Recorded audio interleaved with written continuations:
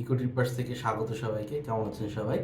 আজকে একটা নিউজের ব্যাপারে আপনাদের কিছুটা আপডেট দিতে আসলাম। সেটা হচ্ছিল ইউএস এর নতুন যে ইনফরমেশনটা আসছে ইউএস এর ভিসার ব্যাপারে, সেটা হলো bond, visa bond. Visa bond বলতে আমরা মোটা দাগে যেটা সবাই জানতে পেরেছে যে ইউএসএ যে গত বছর কিছু কান্ট্রিকে ইউএসএ ট্রাভেলের সময় টাকা ডিপোজিট করে ট্রাভেল করতে হবে, এই যে ইনফরমেশনটা দিয়েছিল, যে নিয়মটা করেছিল, গতকালকে থেকে বাংলাদেশের জন্য সেটা প্রযোজ্য করে দিয়েছে ট্রাম্প গভর্নমেন্ট।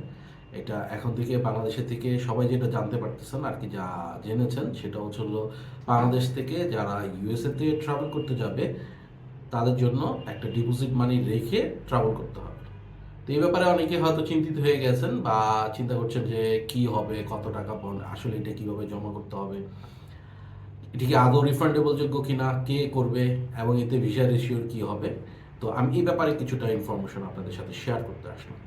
সেটা হচ্ছিল যে যেহেতু এখন যারা রিয়েল ট্রাভেলার আছেন, যারা আসলেই ইউএসএটাকে ভিজিট করতে চান, ইউএসএর বিভিন্ন জিনিস দেখতে চান, statue of liberty, time square এবং অন্যান্য বিখ্যাত যে নায়াগ্রা ফলসে যেই সৌন্দর্য, সেগুলো যারা উপভোগ করতে চান রিয়েলি, তাদের জন্য এটা একটা বিশাল সুযোগ। কারণ কি, যেহেতু এখন একটা বন্ডের সুযোগ করে, বন্ডের ইয়ে নিচ্ছে, টাকা নিচ্ছে, তো সেই জন্য এখন সবাই হয়তো এখানে বা অন্যরকম চিন্তা ভাবনা যাদের ছিল যে থেকে যাবেন বা কিছু, তারা হয়তো অনেকেই এখানে যেতে আগ্রহী হবে না বা অ্যাপ্লাই করবে না। কিন্তু আসলে কি এটা সবার জন্যই প্রযোজ্য হবে বা কত টাকা প্রযোজ্য হবে? $15,000 যেটা বলতেছে, এটা কি আসলে সবার জন্য প্রযোজ্য? না, এটা সবার জন্য প্রযোজ্য না। যারা আপনার বাংলাদেশ গভর্নমেন্টে জব করেন, ব্লু পাসপোর্ট যাদের, তাদের জন্য এই কন্ডিশনটা অ্যাপ্লিকেবল না।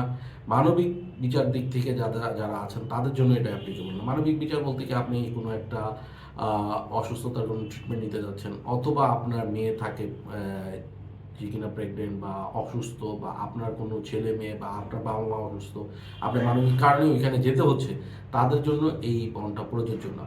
আচ্ছা, যারা ট্যুরিস্ট ভিসা নিয়ে যাবেন তাদের জন্য কি $15,000 প্রযোজ্য না? তাদের এখানে স্ল্যাব আছে। এটা হচ্ছে $5,000, $10,000, $15,000। এখন যে কাউন্সিলর আপনাকে ইন্টারভিউ নেবে, যে ভিসা অফিসারটা আপনার ভিসার ইন্টারভিউটা নেবে, he will decide or she will decide how much you have to deposit as a bond, visa bond.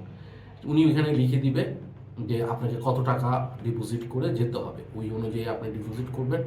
আপনি যখন যাবেন ইউএসএ, তার আগে এই ডিপোজিটটা করে নেবেন, এবং ইউএসএ থেকে ভিজিট করে এসে এটা আপনি আবার উইথড্র করে নিতে পারেন।